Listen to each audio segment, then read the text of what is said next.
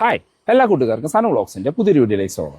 15 ലക്ഷം രൂപ ബഡ്ജറ്റിൽ ഒരു പ്രീമിയം 6 സീറ്റർ നിങ്ങൾ നോക്കുന്നുണ്ടെങ്കിൽ നിങ്ങൾക്ക് കൺസിഡർ ചെയ്യാൻ പറ്റുന്ന ഒരേ ഒരു വാഹനം അവൈലബിൾ ഇൻ ഇന്ത്യ XL6ന്റെ ഈ സീറ്റ ഓട്ടോമാറ്റിക് വേരിയന്റ് ആണ്. XL6ന്റെ ബേസ് വേരിയന്റ് ആണ് ഈ സീറ്റ വേരിയന്റ്. ഈ ബേസ് വേരിയന്റിൽ തന്നെ നമുക്ക് ടോർക്ക് കൺവെർട്ടർ ഓട്ടോമാറ്റിക്കോട് കൂടിയാണ് ലഭിക്കുന്നത്. ഇപ്പോൾ റീസെന്റ് നമ്മൾ ഇതിന്റെ ആൽഫ വേരിയന്റിന്റെ വീഡിയോ ചെയ്തിരുന്നു. ആ സമയത്ത് ഏറ്റവും കൂടുതൽ ആളുകൾ റിക്വസ്റ്റ് ചെയ്തൊരു വീഡിയോ ആണ് ഇതിന്റെ സീറ്റ ഓട്ടോമാറ്റിക്കിന്റെ വീഡിയോ ചെയ്യാനായിട്ട്. ഇത് 2026 മോഡലാണ്. ഇപ്പോൾ ഈ വാഹനത്തിന് ഏകദേശം 25,000 രൂപ വരെയൊക്കെ ക്യാഷ് ഡിസ്കൗണ്ടും അവൈലബിൾ ആണ്. അപ്പോൾ എല്ലാ ഡിസ്കൗണ്ടും എലിജിബിൾ ആവുകയാണെങ്കിൽ ഏകദേശം 15 ലക്ഷം രൂപ ബഡ്ജറ്റിൽ നിങ്ങൾ ഈ കാണുന്ന ടോക്ക് കൺവെർട്ടർ ഓട്ടോമാറ്റിക് വാഹനം നിങ്ങൾക്ക് ഓൺ റോഡ് ഇറക്കാനായിട്ട് പറ്റും. ഞാൻ വീണ്ടും പറയുന്നു, ഈ സെഗ്മെന്റിൽ ഇത്രയും ഫീച്ചേഴ്സ് തരുന്ന ഇത്രയും പ്രീമിയം ലുക്കിംഗ് ആയിട്ടുള്ള ഒരു വാഹനം വേറെ അവൈലബിൾ അല്ല.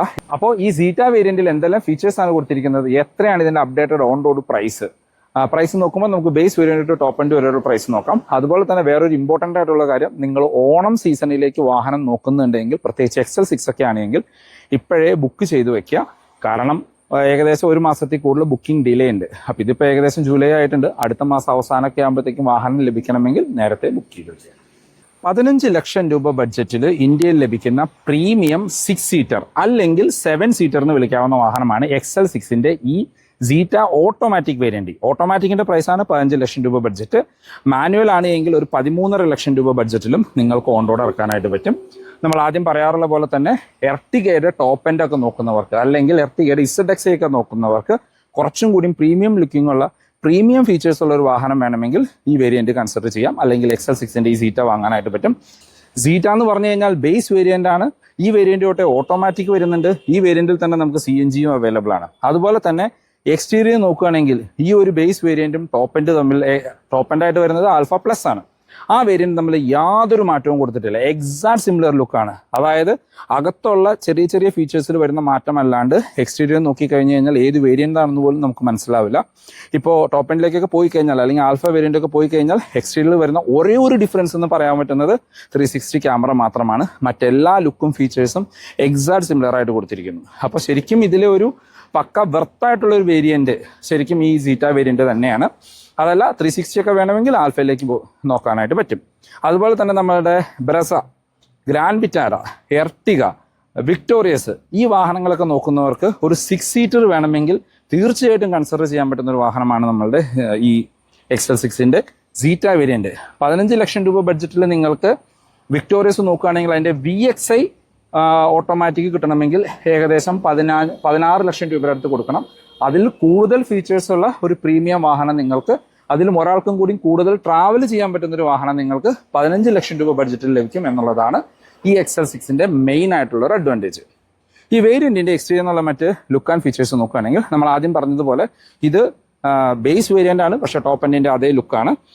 ഈ ഒരു കളർ ബ്ലൂയിഷ് ബ്ലാക്ക് കളറാണ്. ഈ ഒരു വാഹനമാണ് ഏറ്റവും കൂടുതൽ ബുക്കിംഗ് ഉള്ള ഒരു വാഹനം XL6ൽ. ഇതും വൈറ്റ് കളറുമാണ് ഏറ്റവും കൂടുതൽ ഇറങ്ങുന്നത്. ഈ വേരിയന്റിലേക്ക് വന്നു കഴിഞ്ഞാൽ നമുക്ക് ഫുൾ LED ഹെഡ്ലൈറ്റ് ആണ് കൊടുത്തിരിക്കുന്നത്. അത് 3 സ്ലോട്ടഡ് ഹെഡ്ലൈറ്റ് കൊടുത്തിരിക്കുന്നത്. അതിന് ചേർന്ന് ഇൻഡിക്കേറ്റേഴ്സ് ഹാലജനാണ്. ഇവിടെ DRL കാണാം. ഫ്രണ്ടിൽ ആ ഒരു ക്രോം ഇൻസൈറ്റ് കാര്യങ്ങൾ കൊടുത്തിരിക്കുന്നു. ഫ്രണ്ട് ക്യാമറ സെൻസർ കാര്യങ്ങളൊന്നും തന്നെ വരുന്നില്ല. 180 mm ആണ് ഗ്രൗണ്ട് ക്ലിയറൻസ്. ഫ്രണ്ടിലേക്ക് ഫോഗ് ലൈറ്റ്, അതും LED ഫോഗ് ലൈറ്റ് ഈ വേരിയന്റ് തൊട്ടേ ഉൾപ്പെടുത്തിയിട്ടുണ്ട്. ഫ്രണ്ടിലേക്ക് നോക്കിക്കഴിഞ്ഞാൽ ഒരു പ്രീമിയം ലുക്കിംഗ് വാഹനമായിട്ട് തന്നെ നമുക്കിത് ഫീൽ ചെയ്യും. വശങ്ങളിലേക്ക് വന്നു കഴിഞ്ഞാൽ എല്ലാ വേരിയന്റുകളിലെയും ലുക്ക് സിമിലർ ആണ്. എല്ലാ വേരിയന്റുകളിലും സിമിലർ അലോയ്സ് തന്നെയാണ് കൊടുത്തിരിക്കുന്നത്. അത് 16 inch diamond cut alloy wheels ഈ വേരിയന്റ് തൊട്ടേ വരുന്നുണ്ട്. ടയർ സൈസ് നോക്കുകയാണെങ്കിൽ 195 60R16 ആണ് ടയർ സൈസ് വരുന്നത്. ഒരു കാണാൻ ഭംഗിയുള്ള ഒരു ഡയമണ്ട് കട്ട് അലോയ് വീൽസ് ആണ് കൊടുത്തിരിക്കുന്നത്. വശങ്ങളിലെല്ലാം നമുക്കൊരു ബ്ലാക്ക് ക്ലാഡിങ് പോകുന്നത് കാണാം. ഇവിടെ വശത്തായിട്ട് ഒരു സിൽവർ ഫിനിഷിൽ സ്കിഡ് പ്ലേറ്റും ഉൾപ്പെടുത്തിയിട്ടുണ്ട്. നമ്മുടെ മിറേഴ്സിൽ LED ഇൻഡിക്കേറ്റേഴ്സ് കൊടുത്തിരിക്കുന്നു. ഡോർ ഹാൻഡിൽസ് എല്ലാം നമുക്ക് ക്രോം ഫിനിഷിലാണ് കൊടുത്തിരിക്കുന്നത്. അതിനകത്ത് റിക്വസ്റ്റ് സെൻസറും കാണാം. പ്ലെയിൻ ഗ്ലാസുകളാണ് ഈ വേരിയന്റിൽ. ഗ്ലാസുകൾ പ്ലെയിൻ ഗ്ലാസുകളാണ് കൊടുത്തിരിക്കുന്നത്. ആൽഫ വേരിയന്റ് ഓൺവേർഡ്സ് ആണ് നമുക്ക് UV കട്ട് ഗ്ലാസ് കാര്യങ്ങൾ വരുന്നത്. ടോപ്പിലേക്ക് നോക്കിക്കഴിഞ്ഞാൽ റൂഫ് റെയിൽസ് കാണാനായിട്ട് പറ്റും. അത് ഒരു സിൽവർ ഫിനിഷിൽ കൊടുത്തിരിക്കുന്നു. ബാക്കിലേക്ക് വരുമ്പോഴാണ് ഈ വാഹനത്തിന്റെ വലിപ്പം നമുക്ക് ഫീൽ ചെയ്യുക. അത്യാവശ്യം വലിപ്പമുള്ള വലിയ ക്വാർട്ടർ ഗ്ലാസുകളാണ് കൊടുത്തിരിക്കുന്നത്. നമ്മളുടെ ഈ ഒരു പില്ലർ മാത്രമാണ് നമുക്ക് മാറ്റ് ബ്ലാക്ക് ഫിനിഷിൽ കൊടുത്തിരിക്കുന്നത്. ബാക്കിയെല്ലാം നമുക്ക് ബോഡി കളറിൽ തന്നെ ഉൾപ്പെടുത്തിയിട്ടുണ്ട്. അപ്പോൾ അത്യാവശ്യം വലിപ്പമുള്ള വലിയ വാഹനം തന്നെയാണ് നമ്മളുടെ XL6. ബാക്കിലേക്ക് വന്നു കഴിഞ്ഞാൽ നമുക്ക് എല്ലാ വേരിയന്റുകളുടെയും ലുക്ക് എക്സാക്ട് സിമിലർ ആണ്. ഒരു വ്യത്യാസവും തന്നെ ഇല്ലെന്ന് പറയാം. ഇപ്പം നിങ്ങൾ ഈ വേരിയന്റ് എടുത്താലും ആൽഫ എടുത്താലൊക്കെ ഒരേ ലുക്കാണ് കാണാൻ പറ്റുക. മറ്റ് ഫീച്ചേഴ്സ് നോക്കുകയാണെങ്കിൽ നമുക്ക് സ്പോയിലർ തന്നെ മീൻസ് ഡിസൈൻ തന്നെ സ്പോയിലർ പോലെ തോന്നിക്കുന്ന രീതിയിലാണ് കൊടുത്തിരിക്കുന്നത്. അതിന് നടുക്കൊരു ഹൈമൗണ്ട് സ്റ്റോപ്പ് ലാമ്പ് കൊടുത്തിരിക്കുന്നു. അത്യാവശ്യം വലിപ്പമുള്ള വലിയ സ്പോയിലറാണ്. ഇപ്പോൾ റീസെൻ്റ്ലി നമ്മുടെ ഇന്തോനേഷ്യയിലേക്ക് XL7 എന്നും പറഞ്ഞൊരു വാഹനം ലോഞ്ച് ചെയ്തിട്ടുണ്ട്.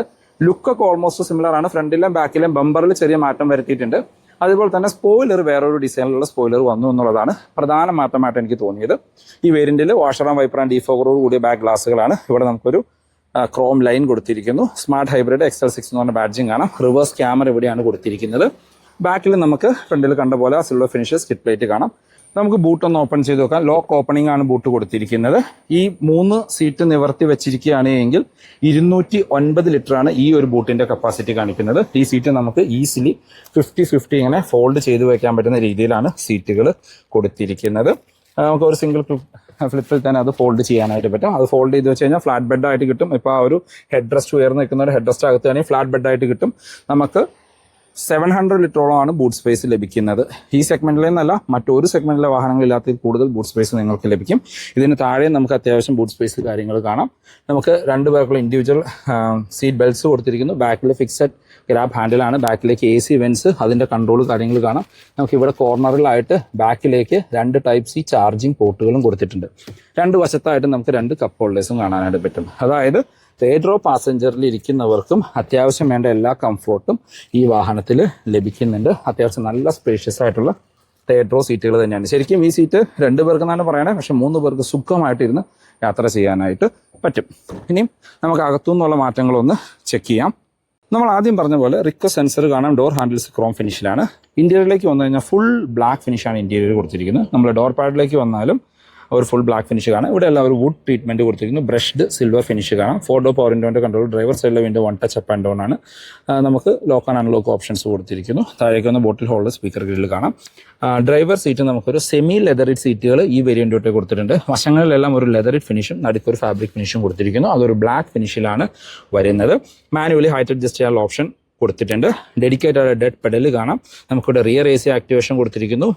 Traction control, ideal stop start, പിന്നെ നമുക്ക് ഹെഡ്ലൈറ്റ് ലെവൽ അഡ്ജസ്റ്റ് ചെയ്യാനുള്ള ഓപ്ഷൻ കൊടുത്തിട്ടുണ്ട്. പുഷ് ബട്ടൺ സ്റ്റാർട്ട് ഇവിടെ കാണാനായിട്ട് പറ്റും. ഈ പോർഷൻസിലെല്ലാം നമുക്ക് ആ ഒരു ഫേക്ക് വുഡ് ഫിനിഷ് കാണാനായിട്ട് പറ്റും.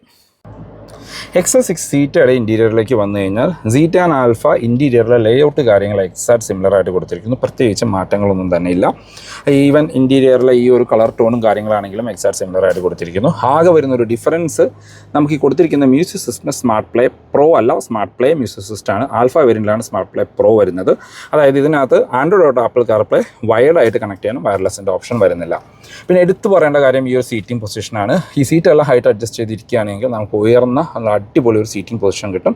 അത്യാവശ്യം വലിപ്പമുള്ള ഗ്ലാസ് ഏരിയ ഉള്ളതുകൊണ്ട് നമുക്ക് സുഖമായിട്ട് ഈ വാഹനം സിറ്റിയിൽ കൂടെയും ഹൈവേയിലൊക്കെ ഡ്രൈവ് ചെയ്യാനായിട്ട് പറ്റും.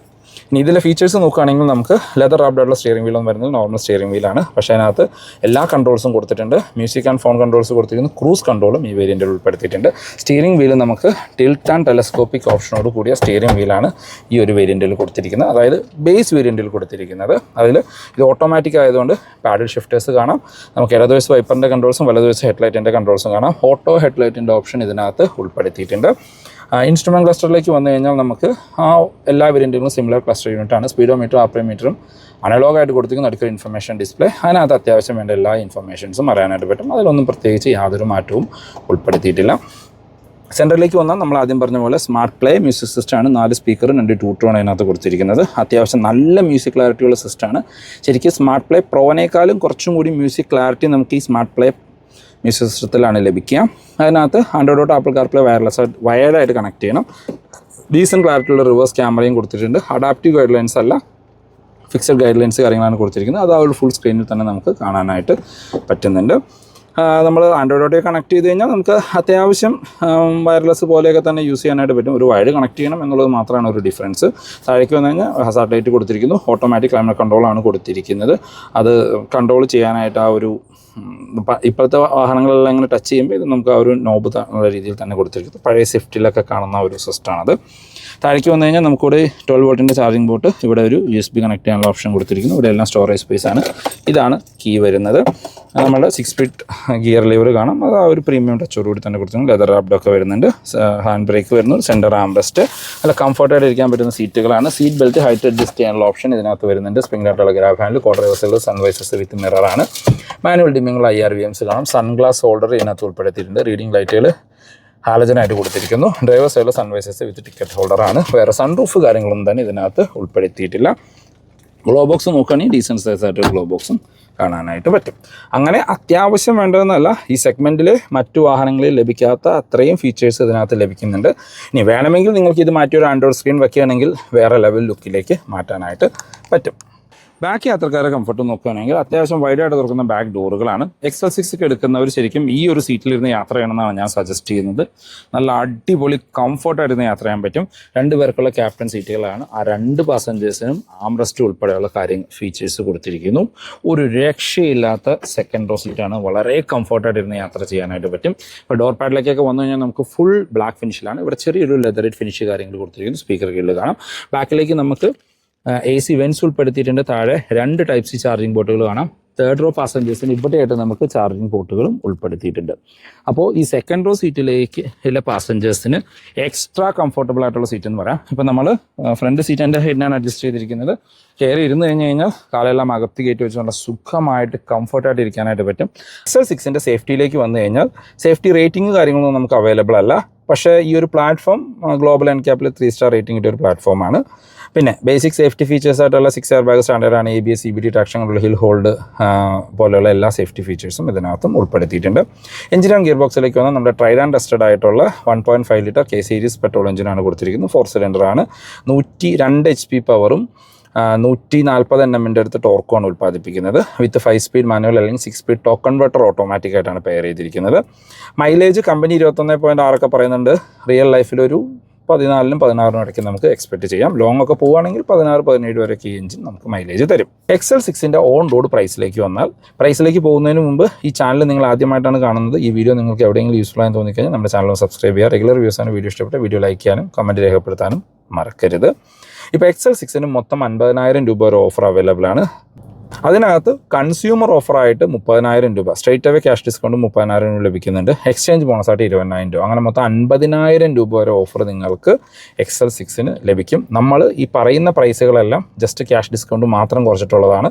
ഇതിൽ നിന്ന് ഞാൻ പറയുന്ന പ്രൈസിൽ നിന്ന് 20,000 രൂപയുടെ നിങ്ങൾക്ക് എക്സ്ചേഞ്ച് ഉണ്ടെങ്കിൽ ഓഫർ ലഭിക്കും. അതുപോലെ തന്നെ XL6 ഇപ്പോൾ നമുക്ക് 95% ഓൺ റോഡ് ഫണ്ടിങ്ങിനൊക്കെ അവൈലബിൾ ആണ്. 95% ഓൺ റോഡ് ഫണ്ടിങ്ങിന് ലഭിക്കും. ഏകദേശം ഒരു 2 ലക്ഷം രൂപയൊക്കെ ഇനീഷ്യൽ പേയ്മെൻറ്റ് ഉണ്ടെങ്കിൽ നിങ്ങൾക്ക് XL6 ഏത് വേരിയൻറ്റും ഓൺ റോഡ് ഇറക്കാനായിട്ട് പറ്റും. 7 കൊല്ലത്തേക്കുള്ള EMI ഓപ്ഷൻസും വരുന്നുണ്ട്. പെർ ലാക്കിന് 1,650 രൂപ വെച്ചിട്ടാണ് അടവ് വരിക. നിങ്ങൾ ഈ കാണുന്നതിൻ്റെ സീറ്റ വേരിയൻ്റാണ്. ഈ സീറ്റ മാനുവൽ വേരിയൻ്റ് ആണെങ്കിൽ 13,50,000 രൂപയ്ക്ക്, അതായത് 13.5 ലക്ഷം രൂപയ്ക്ക് ഇത്രയും ഫീച്ചേഴ്സ് ഉള്ളതിൻ്റെ മാനുവൽ വേരിയൻറ്റ് നിങ്ങൾക്ക് ഓൺ റോഡ് ഇറക്കാം. ഓട്ടോമാറ്റിക് ആണെങ്കിൽ 15,10,000 രൂപ. അതായത് 15 ലക്ഷം രൂപ ബഡ്ജറ്റിൽ നിങ്ങൾക്ക് കിട്ടുന്ന മറ്റ് ഓട്ടോമാറ്റിക് കാറുകൾ നോക്കുകയാണെങ്കിൽ മാരുതിയിൽ നിന്ന് തന്നെ ഫ്രോങ്സിൻ്റെ ടോപ്പ് എൻഡ് ടർബോ ആണ് നമുക്ക് ലഭിക്കുകയുള്ളൂ. പിന്നെ ബ്രസയിലേക്ക് വന്നാൽ ബ്രസയുടെ ZXi+ കിട്ടും. അപ്പോൾ അത് ഈ 2 വാഹനങ്ങളും 5 സീറ്ററാണ്. പിന്നെ വരുന്നത് ഗ്രാൻഡ് വിറ്റാറ അല്ലെങ്കിൽ വിക്ടോറിയസ് ആണ്. 2 വാഹനവും നമുക്ക് ഈ ഒരു ബഡ്ജറ്റിൽ ഇത്രയും ഫീച്ചേഴ്സുള്ള വാഹനം അവൈലബിൾ അല്ല. കാര്യം VXi ഓട്ടോമാറ്റിക് ആണെങ്കിലും ഡെൽറ്റ ഓട്ടോമാറ്റിക് ആണെങ്കിലും ഏകദേശം 16 ലക്ഷത്തിന് താഴെ ബഡ്ജറ്റ് വരും. അത് വെച്ച് നോക്കുമ്പോൾ അതിൽ കൂടുതൽ ഫീച്ചേഴ്സ് ഉണ്ട്. അത്യാവശ്യം ഒരു പ്രീമിയം ലുക്കിംഗ് ആയിട്ടുള്ള ഒരു വാഹനമാണ്. അതുപോലെ തന്നെ നമുക്ക് 6 പേർക്ക് കംഫർട്ടായിട്ടിരുന്ന് യാത്ര ചെയ്യാൻ പറ്റും. അങ്ങനെ നോക്കുന്നവർക്ക് ഈ XL6 വേണമെങ്കിൽ കൺസിഡർ ചെയ്യാം. XL6 പലരും കാരൻസ് ഒക്കെ ആയിട്ട് കമ്പയർ ചെയ്യാറുണ്ട്. കാരൻസിൻ്റെ സെക്കൻഡ് വേരിയൻറ്റ് HT ഓപ്ഷണൽ ഓട്ടോമാറ്റിക്കിന് എനിക്ക് 18 ലക്ഷം രൂപയുടെ അടുത്ത് പ്രൈസ് വരുന്നുണ്ട്. അത് വെച്ച് നോക്കുമ്പോൾ അതിൽ കൂടുതൽ ഫീച്ചേഴ്സും സംഭവങ്ങളും നമുക്ക് ഈ വാഹനത്തിൽ ലഭിക്കുന്നുണ്ട്. ഇനി ഇതിൻ്റെ അടുത്ത വേരിയൻ്റ് ആൽഫയാണ്. ആൽഫയിലേക്ക് പോകാം. ആൽഫയ്ക്ക് മാനുവലിന് 1665 ഓട്ടോമാറ്റിക്കിന് 1625. റീസെൻ്റ്ലി റിവ്യൂ ചെയ്ത വാഹനമാണ്. എൻ്റെ ലിങ്ക് ഞാൻ ഐ ബട്ടണിലും ഡിസ്ക്രിപ്ഷനിലും കൊടുക്കാം. ആൽഫ പ്ലസ് ആണെങ്കിൽ നമുക്ക് മാനുവലിന് 1520 ഓട്ടോമാറ്റിക്കിന് 1680 പ്രൈസ് വരുന്നത്. ആൽഫ പ്ലസ്സിൽ വെന്റിലേറ്റഡ് സീറ്റ്സ് ഉൾപ്പെടെയുള്ള ഫീച്ചേഴ്സ് ഇതിനകത്ത് അവൈലബിൾ ആണ്. 360 ക്യാമറ, വെന്റിലേറ്റഡ് സീറ്റ്സ്, പിന്നെ ലെതർ റാപ്ഡ് സ്റ്റിയറിംഗ് വീൽ, അങ്ങനെ എല്ലാ ഫീച്ചേഴ്സും ഉൾപ്പെടുത്തിയിട്ടുണ്ട്. നമുക്ക് CNG വരുന്നത് ശരിക്കും സീറ്റ വേരിയൻറ്റിലാണ് CNG വരുന്നത്. 14,05,000 രൂപയാണ് CNG വേരിയൻറ്റിന് ഓൺ റോഡ് വരുന്നത്, അത് മാനുവൽ മാത്രമേ ഉൾപ്പെടുത്തിയിട്ടുള്ളൂ. For more info and booking ഞാൻ ഡിസ്ക്രിപ്ഷനിൽ നമ്പർ കൊടുക്കാം, നിങ്ങൾക്ക് അവരെ കോൺടാക്ട് ചെയ്യാം. മാരുതിയിൽ ഏത് വാഹനം ബുക്ക് ചെയ്യാനാണ് എക്സിസ്റ്റിംഗ് ഓണേഴ്സ് ആണെങ്കിലും നിങ്ങൾക്ക് അവരെ കോൺടാക്ട് ചെയ്യാവുന്നതാണ്.